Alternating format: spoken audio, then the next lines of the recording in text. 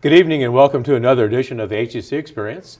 It's an opportunity for us here at Hutchinson Community College to share with the community some of the personalities that we have on campus, some of the exciting things that are happening on campus, and also some of the projects that are out there taking place that community may or may not be aware of. This evening's guest is Dan Pohl, and Dan is a member of the English faculty at Hutchinson Community College and has, as a member of the English faculty, been involved in the faculty senate at Hutchinson Community College. And as a member of the faculty senate, you have had some interesting projects these past 18 months. And one of those is certainly looking at hunger on campus and a hunger dialogue, and also a forum you recently had on hunger on campus.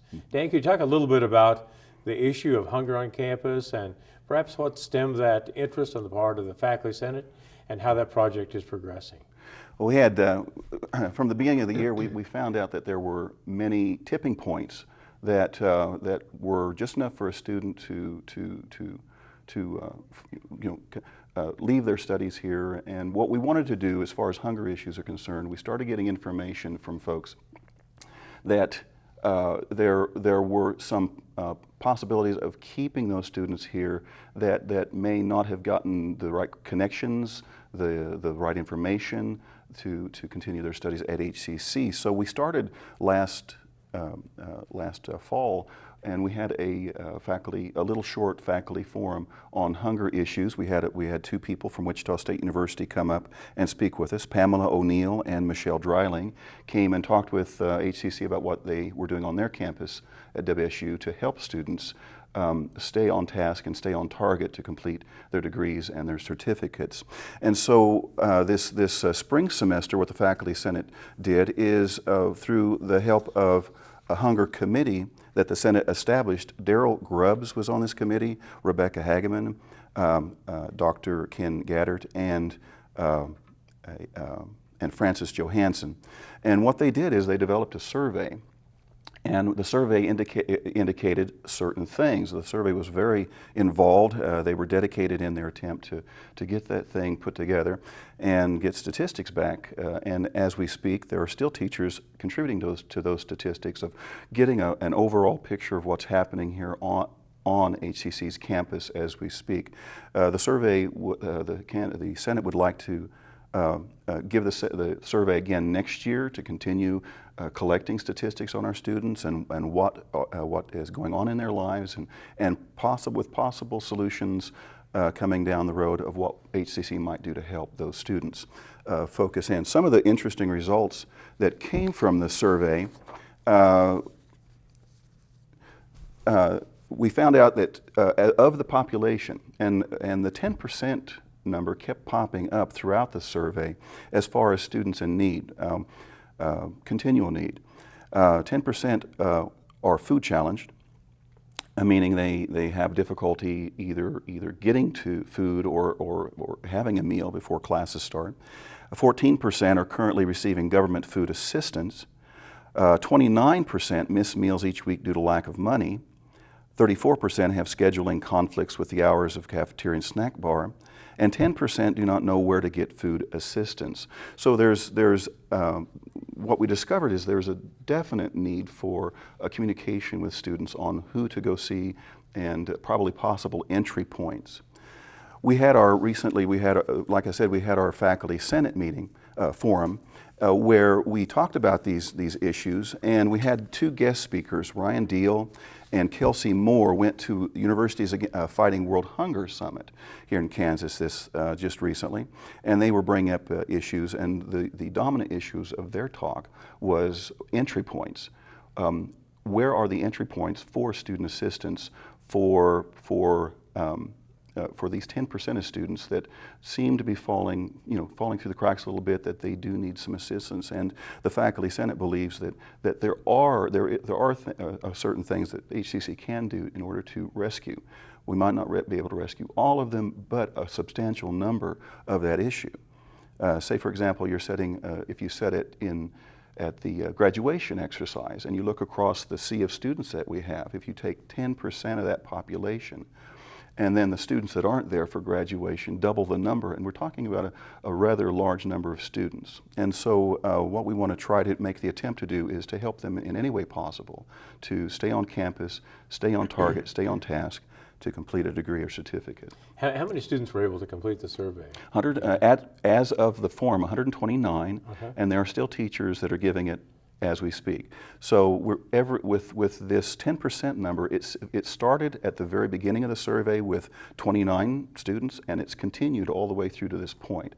So the statistics are holding, and that's what we're liking to see, and it gives us a very good number as far as what we might be able to do as a university, as a college. So if you're looking at 3,000 full-time students, I imagine we have about 3,000 full-time students, you could say that perhaps as many as 300 would have hunger issues. Exactly, and even on top of that 10%, that's 10%, and then on question number 40, they were also the students were also telling us that there was 47% that would use the services, any kind of services or kind of a rescue service from time to time. And so we're talking about a large chunk of students that just need certain assistances once, maybe twice a semester, and then we have 10% that are challenged. Well, yeah, as with any good research project, the first thing you do is try to establish need, and it sounds like you've done that with your survey. Now, what kind of options are out there for meeting the need that seems to be in place? What kind of plan does the Faculty Senate have for responding to those kinds of things, Dan? During the recent faculty forum, what we discovered is there are not only hunger issues, there are other types of tipping points that give students pause to make a decision away from HCC, and what we want to do is to help them as much as possible. So we're talking transportation, we're talking maybe book rental, we're talking about other types of options to keep them here, and perhaps some sort of charitable pantry established on campus. So all options are still on the table. We're still in discussions with Faculty Senate, with our faculty and staff here on campus. And what we have discovered through this whole process, we already have folks on campus that are helping students out of their offices already. Very generous people, and they're doing what they can. Say a student comes to class hungry, a faculty member or staff member may have an energy bar in their desk, or some sort of snack, and that at least gets a student to the point where he or she can focus throughout a class. And we're hearing that there are several numbers of those students on campus. When you look at that issue, and you look at retention of students, that could be a very significant part of retention, making sure these students are resolving their hunger issues. Sure. We have little minor miracle stories on campus. One semester a student lost his car, was unable to get to campus. This was an agricultural student. A few of the teachers went together and got him a bicycle. That bicycle allowed him to continue coming and going, to complete his degree. And we also have technical people on their own time that will repair students' computers, as far as light repair on computers, enough to stop a student from either typing a term paper or getting an assignment in, and they do that for free. And so I think the only thing that the gentleman asks is a donation of perhaps canned food to an organization, or some sort of a slight monetary, like $5 monetary, to the Reno County Food Bank or other services that we might be able to tie into as well from our campus as an entry point. We do have a local community food bank, and I wonder how many of our students are making use of that. Quite a few. We targeted 7 immediately when we first started the SA, and we're up to about 21 now as far as students that go down and get those services. But those services are a one-time use per month, it seems. And so we also have students going down to the soup kitchen downtown, and that's a good thing. We also have churches in the area that supply a meal from time to time. But what we want to do is to make sure that students are taken care of here and can continue their studies. One of the things I think is always interesting when you look at our student population is how diverse it is. And that diversity is reflected not only in racial and ethnic makeup, but also in age. and economic distribution as well. We have some students who perhaps don't have those issues with hunger and maybe have some degree of fluency, and then you have those students who have no resources at all. And we have wonderful students in those categories that volunteer their time for services that we have on campus to gather food or materials, say Christmas time. I think, and they do a wonderful job in that capacity too. So we have folks on campus, both faculty, staff, and students, that are perfectly willing to step up and say, we want to do something, we want to help. It's just we're going to look at some issues on what we can do, and the Faculty Senate will be proposing some resolutions on what HCC might be able to do for those students and give them a little help up. You mentioned Ryan Deal, who went to a hunger dialogue up in Kansas City. I think that was the first part of March. Did he have anything to report back as far as how other universities were addressing that issue? Because, again, this was an international conference dealing with universities and hunger, so it is a significant problem. It is across the board, across the nation. Again, the entry point issue is what we're really looking at right now, is where could we establish on our campus an entry point for a centralized location where students can make that connection with services that may save them here. And that's exactly what we want to do. But as far as other campuses, they're doing the very same things. It's what they can do with donations and solicitations that they ask for. This is a voluntary type of a thing, and so if the donations are there, we can do more. If a student comes into the office and say needs to the only thing that's stopping them from taking a class is to rent a book, maybe we need to look at those types of issues too. You know, when we look at our student population, we have that single parent who might have a couple, 3 students or children at home, and trying to provide for them as well as taking classes and trying to improve him or herself. We have that population. We have the 18-year-old population who might not be able to find a part-time job to support themselves. All of those out there, those are vulnerable people that we have on our campus, all seeking to improve themselves, all seeking to change their lives, and we as an institution want to remove as many barriers as possible.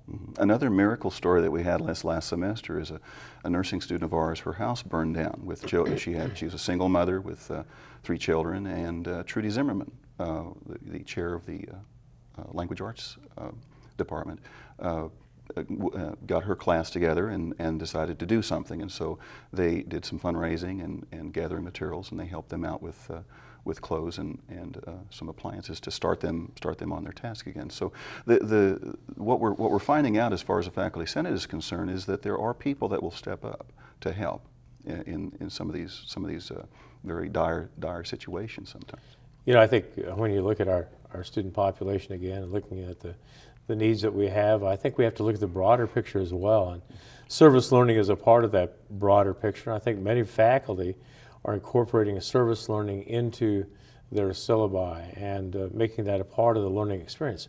Service learning, of course, making sure that the student knows that he or she has a role in the community, in the larger community, as a volunteer, or to assist those social organizations that exist in Reno County, in Kansas, and the nation.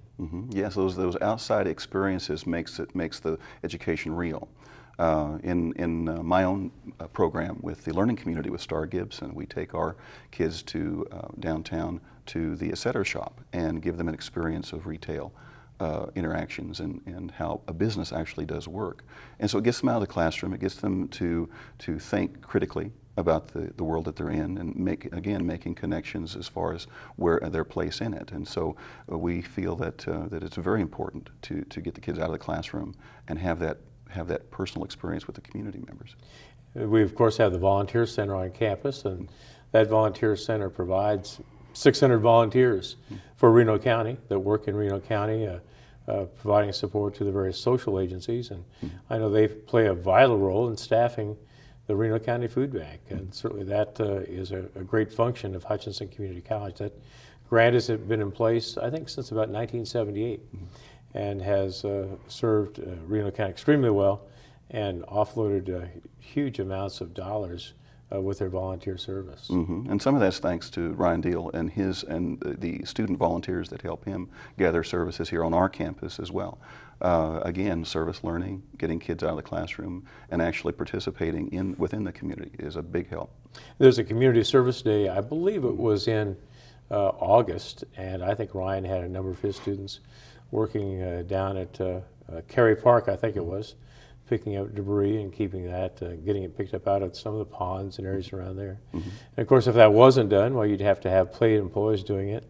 And so you have a savings, plus you have students finding out how important it is to serve their community. And what we're also finding out with that is that the students want to, rather than they feel that they need to. And whenever you get a situation like that with an instructor and students, that's the best of all possible worlds. You know, what we've done here at Hutchinson Community College is exactly what you suggest. We've made that a volunteer kind of offering instead of requiring it. You know, some colleges require X number of hours in community service, and certainly we think it is more proactive if they choose to do it themselves, and they'll do it as a willing and happy volunteer instead of saying, I've got to do this for my graduation requirements. Right. That's the attitude that we're looking for as far as participating out in the real world. This willingness to step forward and participate. This time I think we'll take a short break from the HCC Experience and come back and talk to Dan a little bit later on about some of his role as a poet in Kansas, and also other members of the English faculty who have published and had some readings. So look forward to coming back after hearing more about HCC programs on the HCC Experience.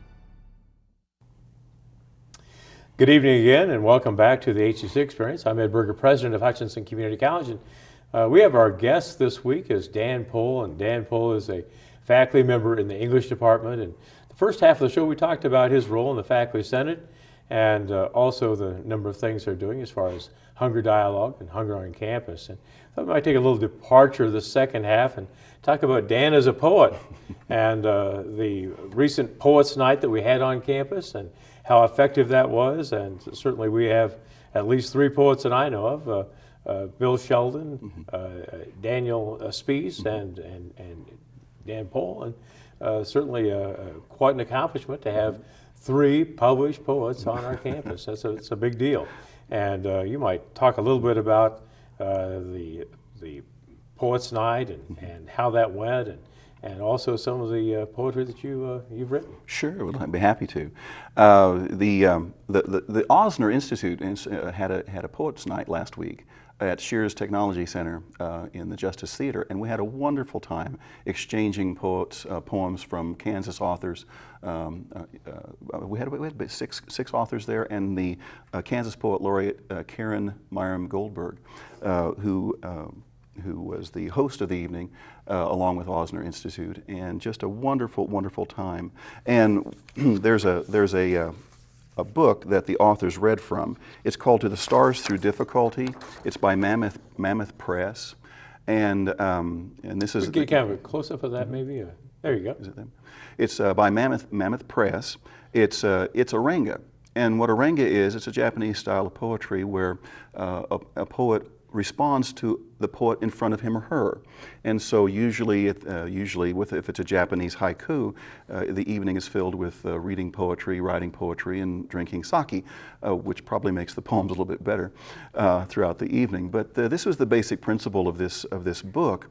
150 Kansas authors contributed to this work as an anthology. And again, what I did is I responded to the author in front of me. And then the author after me responded to my poem. So anyway, it's called To the Stars Through Difficulty. It's by Mammoth Press. You can order it today. This book actually came out of the Begin Again book. This was an anthology about the Kansas birthday. This is published by Woodley Press. And this is a collection of impressions of Kansas for Kansas's 150th birthday. And so I have Bill Sheldon has some works in here, along with Tyler, his son, and I have some works in here as well. So this is from Woodley Press and can be ordered as we speak. Now, is this in conjunction with the Employer State Through the Stars? It's all it's by the Poets Laureate. This was started by Karen first as a project, and then this project led into this project, which was kind of a neat thing for the Kansas authors to work on throughout the year. So there's one poem I have here in the Born Again. We'll read this here. It's called A Hayloft Belongs to Children. Mice, given gray color by their god, slide unseen under scythe summer hay, loose in the loft. 2 inches of tan straw, dross from collected bales stored above. They steal the feed from 2 draft horses below that cool their coats from the middle of summer heat, after they plowed their existence from the world of pre-seeded fields. They hide when children, cousins who cling to a smooth rope that hangs from an old hand-carved block and tackle, Tarzan east, then west onto the mown stacks of fodder. Their constant motion under the ship keel of trusses create tables for tea, stadium seats to watch winning teams, and Tibetan mountains to climb as the light moves to end the day. And so that's one of the examples of poetry and as far as impression. This is called A Hayloft Belongs to Children. Okay. I started writing poetry. And that again kind of is reflective of Kansas. And it is. like anybody familiar with the barn scene, a farm scene, you certainly can identify with all those elements. Sure, and all the little things that children do to play out on farms and in the countryside. So that's one of my themes that I enjoy tackling and handling. Now there's a poem in the To the Stars Through Difficulty by William Sheldon. Who's a faculty member at Hutchinson Community This is College. also, he's also in the Language Learning and Communication Department along with me. This is his. And the poems in the To the Stars Through Difficulty are untitled. They're just titled by number. This is number 11. The dog's ashes sift a little lower in the garden under the evening's arterial light. Above, Venus calls in the west, and the last flight of geese settles in Old Man Morin's pond. Hunched and shuffling, he makes his way to feed the old horse and graying mule, a fortnight from the end of his wife's long fight. Stars are winking now, but we've difficulty enough on the ground. So that's an example of Bill's poetry in this piece. And that's part of To the Stars. To the Stars Through Difficulty, yes. And then somebody responded to that? Somebody did respond to that. Unfortunately, I don't have that here, but So logistically, how did that all happen? I mean, he had to have a sequential type of poetry. Somebody had to write the first one, then the second one. Were people asked to respond? we were. Miriam Goldberg sent out the word that she wanted to do this project, and the way we did it is through Google Docs, so that the document was continually updated by each author. And so what Karen would do is she would notify an author 2 days before their poem was ready to go, and then that poet would read the poem before his or hers, and then have a couple of days to sit down and write that poem, and then turn it in through Google Docs. And the system worked wonderfully well to create an anthology of Kansas poets. there were, there were some difficulties. Some poets forgot their day that they were supposed to do theirs, and so had to be rescheduled. I was one of them. I got distracted by something sparkly, and so, but it was a happy coincidence because the poem that I contributed was, instead of placed at the first of the book, was placed right in the heart of the book, which was kind of cool for me. I can read that poem now. Actually, I would like to. Now, the poem in front of mine was by T.J.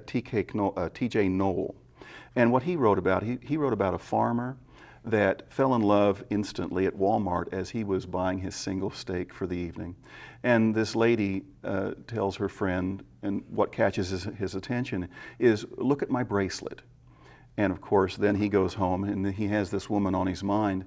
And so he's thinking about her the next day as he's plowing his fields with his farm awl and putting furrows in the fields.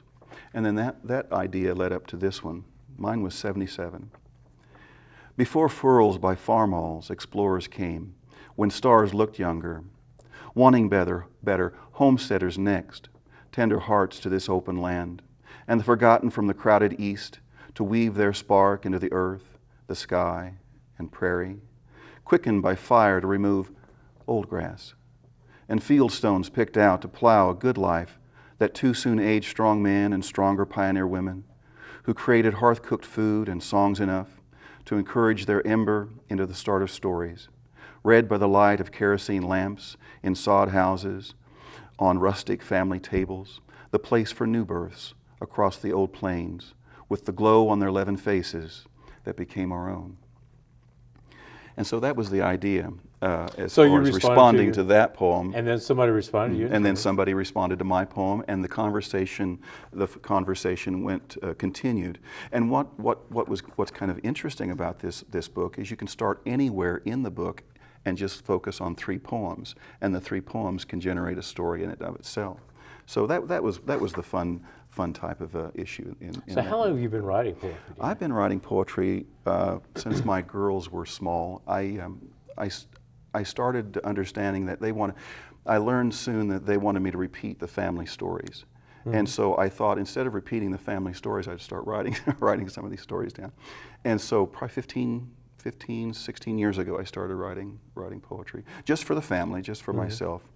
And then, kind of interesting development, Bill Sheldon developed a writing group in the faculty, in the English faculty.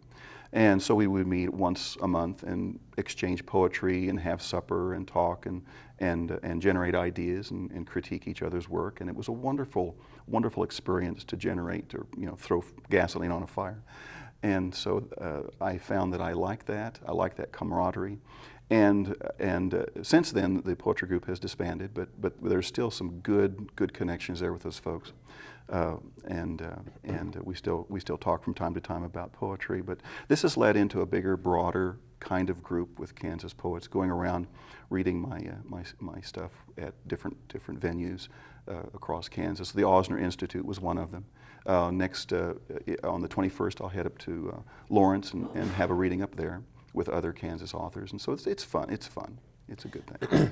If our students or our viewers would like to maybe take a class, there's a creative writing class on campus. There is. And that might be something that they might have some interest in. If they have interest in that class, they can give you a call, I suppose. And you might give our viewers your contact information so they can give you a ring and find when that class is and what they might want to do to enroll in that class. You betcha. If you have any inkling of family stories that you'd like to capture, or any kind of family history or interesting interactions with people, you can contact me, and we'll get you in contact with the poetry and creative writing classes here at HCC. My contact information is Pohl D.